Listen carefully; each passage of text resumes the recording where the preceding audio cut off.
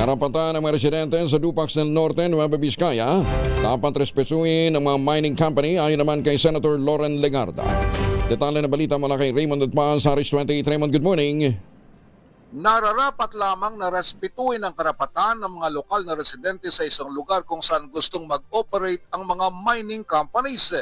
Ito ang panawagan ni Senator Loren Legarda bilang co-sponsor ng Senate Committee No. 56 ng Senate Committee on Local Government at Committee on Natural Resources hinggil sa inireklamong mining operation ng Wogel Corporation sa Dupax del Norte, Nueva Vizcaya.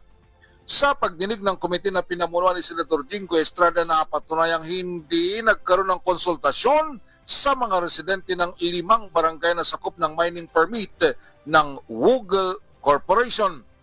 Sa kanyang co-sponsorship speech, sinabi ni Legarda na ang kawalan ng tamang konsultasyon ay isang uri ng panlilinlang at ang operation ng Wogel Corporation ay sisirain nito ang napakagandang watershed area na protektado ng NIPAS Act.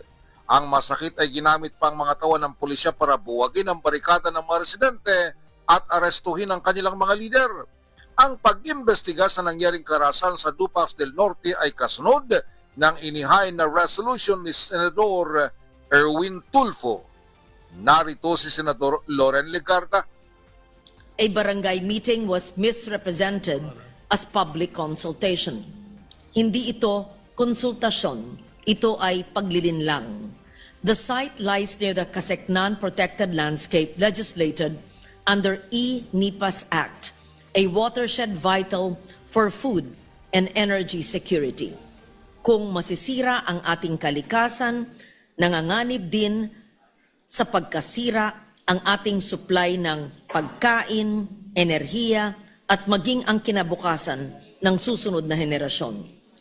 Ito si RH28 Raymond at Paz para sa DCRH, una sa Pilipinas, una sa Pilipino. Maraming salamat, Raymond. Bagong balita, bagong impormasyon, kasama si Kuya